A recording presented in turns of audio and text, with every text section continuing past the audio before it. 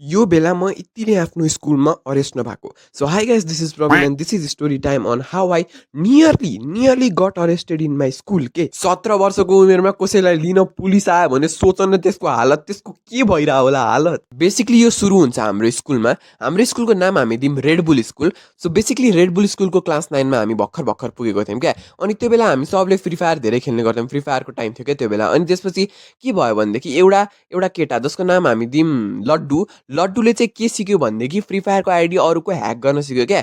Week password भएको आइडीहरू hack गर्न सिक्यो। अनि त्यसपछि फेसबुक आइडी पाएपछि त फ्री फायरको आइडी नि पाउँथ्यो क्या। अनि ह्याक गर्न सिक्यो। अनि लड्डुले के गर्यो भनेदेखि लड्डुले एउटा रसगुल्ला भनौँ न, अर्को एउटा रसगुल्लालाई नि सिकायो। हामी सबलाई नि सिकायो, रसगुल्लालाई नि सिकायो। तर हामी सबले चाहिँ त्यस्तो काण्ड गरेनौँ। रसगुल्लाले चाहिँ एउटा छुट्टै काण्ड गर्यो क्या। सो बेसिकली के भयो भन्दाखेरि चाहिँ रसगुल्लाले चाहिँ एउटा केटीलाई मन पराउँथ्यो जसको नाम हामी दिउँ गुलाब जामुन। रसगुल्लाले गुलाब जामुनलाई मन पराउँथ्यो। यिनीहरूको चाहिँ अन एन्ड अफ चल्थ्यो क्या। सिचुएसनसिप जस्तो चलिरहेको थियो क्या। मतलब कहिले यिनीहरूको हुने कहिले यिनीहरूको नहुने टाइप अफ सिट चलिरहेको थियो यिनीहरूको। अनि हामी कसैले बुझ्न नि सकेको थिएनौँ। अनि के भयो भनेदेखि रसगुल्लाले चाहिँ होइन यो गुलाब जामुनको भाउजूको आइडी ह्याक गरिदियो। भाउजूको लिटरली भाउजूको आइडी ह्याक गरिदियो। किन? I don't know, really don't know क्या। भाउजूको आइडी ह्याक गरिदियो। अब जब भाउजूको आइडी ह्याक गर्यो त्यसपछि भाउजूले चाहिँ पुलिसलाई भनिदिनु भयो क्या। उसको भाउजूले गएर पुलिसलाई भनिदिनु भयो। अनि पुलिसले चाहिँ हाम्रो स्कुलमा कल गर्यो। अब माइन्ड यु नाम त्यसको मात्र आएन, त्यो रसगुल्लाको मात्र नाम आएन। नाम हामी जसले अहिलेसम्म गरेका थियौँ त्यो ह्याकिङ, जसले अहिलेसम्म गरेका थियो सबको नाम आयो। लिटरल सबको नाम। अनि यो सब भइसकेपछि होइन त्यो फ्रेन्ड ग्रुप छ नि जसले मिलेर ह्याक गरेको थियो, त्यो ग्रुपको सबै मान्छेहरू मेरो घर आयो क्या मलाई बोलाउन। अनि त्यसपछि माइन्ड यु म त चिल गरेर थिएँ क्या, जस्ट टिभी हेरेर बसिरहेको थिएँ होइन। अनि तिनीहरूले मलाई बोलाउन आए। अनि बोलाउन आइसकेपछि म बाहिर गएँ। बाहिर गएपछि मैले थाहा पाउँछु कि हामी त फस्यौँ।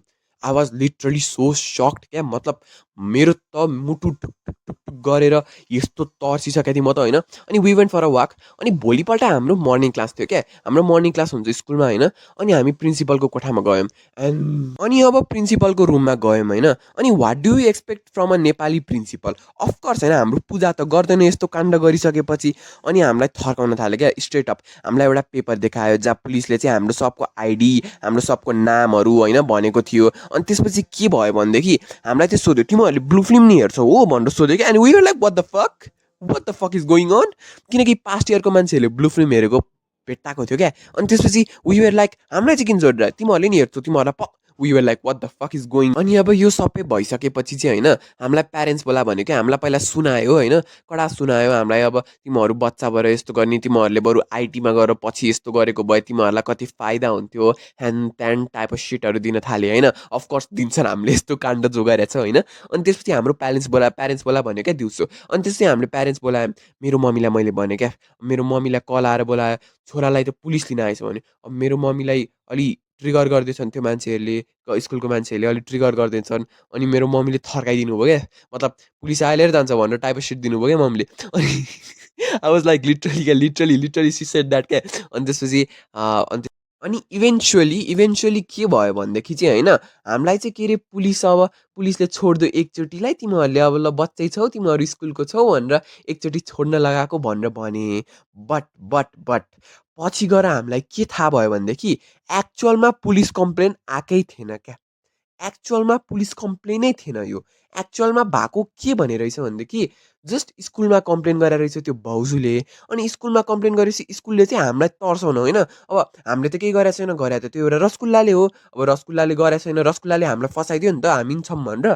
अनि त्यसपछि हामीलाई फसाउनलाई मात्र गरेको रहेछ यो, हामीलाई थर्काउन। कहाँ पुलिसबाट कम्प्लेन आउनु, पुलिसबाट त केही आएकै रहेन रहेछ। Eventually we found out that क्या। एन्ड हामी त पुलिसबाट आएको थाहा पाएपछि त कस्तो डराएको थियौँ होइन। अफकोर्स को डराउँदैन, 9 क्लासको बच्चालाई पुलिस लिन आयो भने चाहिँ को डराउँदैन। But it was all a fucking lie, it was just lie क्या।